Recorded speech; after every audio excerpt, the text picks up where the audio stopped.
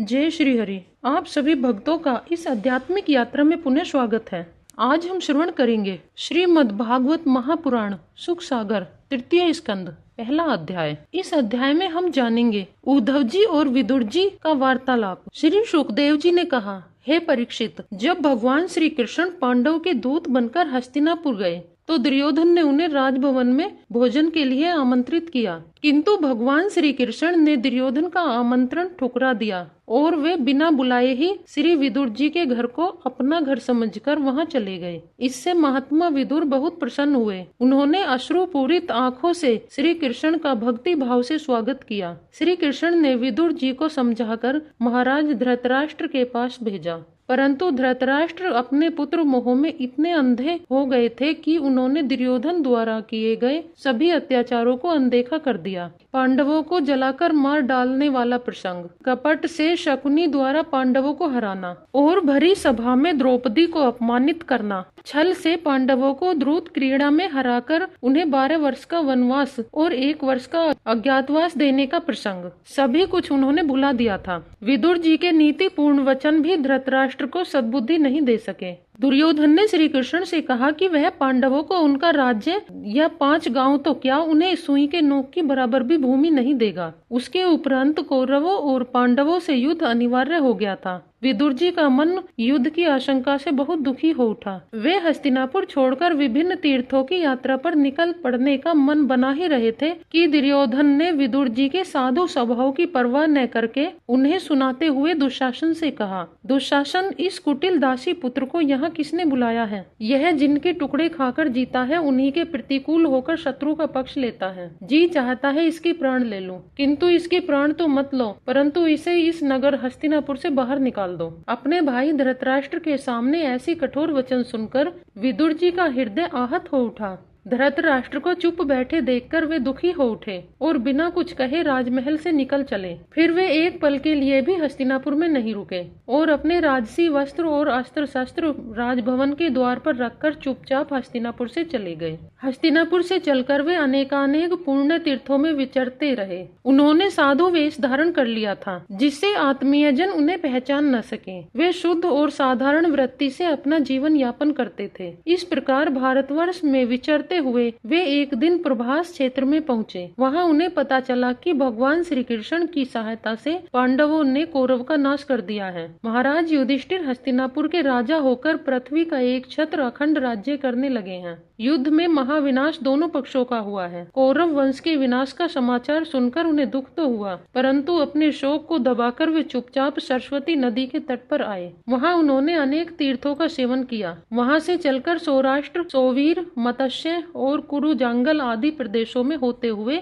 वे यमुना तट पर पहुँचे। वहाँ उनकी भेंट श्री कृष्ण के बचपन के सखा उद्धव जी से हुई। उद्धव जी ने विदुर जी को पहचान लिया और उनका हार्दिक स्वागत किया। वहाँ परस्पर वार्ता करते हुए दोनों ने द्वारका और हस्तिनापुर के समाचारों का आदान प्रदान किया, एक दूसरे की कुशलक्षेम पूछी। विदुर जी ने उद्धव जी से कहा, हे उद्धव जी, भगवान श्री कृष्ण जन्म और कर्म से रहित हैं, फिर भी दुष्टों का विनाश करने के लिए और धर्म की स्थापना करने के लिए उन्होंने दिव्य जन्म कर्म की झांकी लोगों को दिखाई है। उनका यशोगान बार बार सुनने के उपरांत भी मेरा मन नहीं भरा। आप कृपया उनकी पवित्र यशोकीर्ति मुझे सुनाइए। श्री हरि का स्मरण करते हुए हमने तृतीय स्कंद का पहला अध्याय सुना। अब हम दूसरा अध्याय सुनते हैं। श्री सुखदेव जी ने कहा, हे राजन, श्री विदुर जी द्वारा पूछने पर उद्धव जी का हृदय भर आया। उन्हें श्री कृष्ण के साथ बिताए बचपन से लेकर वृद्धावस्था की बात याद आने लगी। उनका हृदय विरह से व्याकुल हो उठा। उनका गला अवरुद्ध हो गया, मुंह से बोल नहीं फूटा। उद्धव जी श्री कृष्ण के चरण कमलों की स्मृति में डूबे हुए 2 घड़ी तक कुछ भी नहीं बोल पाए। अत्यधिक रोमांच के कारण उनके अश्रु बहने लगे। कुछ पल अपने को संयत करके वे विदुर जी से कहने लगे, हे विदुर जी, श्री कृष्ण रूपी सूर्य के छिप जाने से हमारे जीवन में अंधकार छा गया है। हम श्रीहीन हो गए हैं। यह मनुष्य लोक बड़ा अभागा है जो उनके भगवत स्वरूप को नहीं पहचान पाया। विशेषकर यदुवंशी तो बड़े भाग्यहीन हैं, जिन्होंने निरंतर श्री कृष्ण के साथ रहते हुए भी उन्हें नहीं पहचाना। समस्त विश्व के आश्रय श्री कृष्ण को वे एकमात्र श्रेष्ठ यादव ही समझते रहे। यह कैसी विडंबना है कि जिन्होंने अपने जीवन में कभी तप नहीं किया, उन्हें श्री कृष्ण अपनी भुवन मोही छवि दिखाकर अंतर्ध्यान हो गए।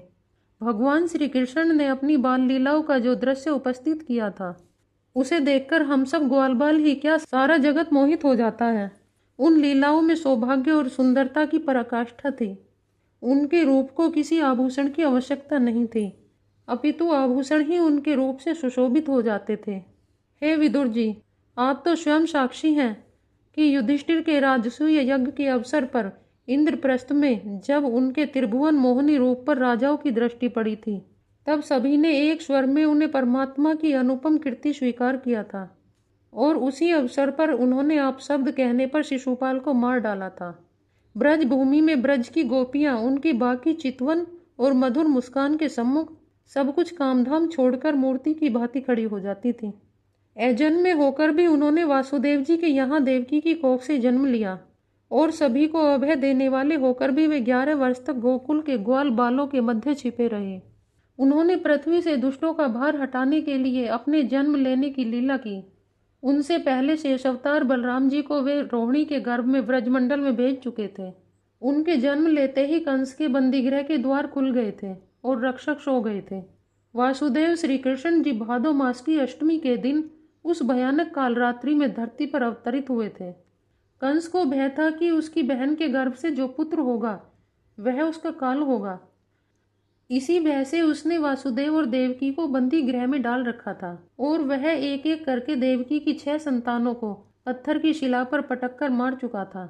उसे हर समय अपनी मृत्यु का भय बना रहता था।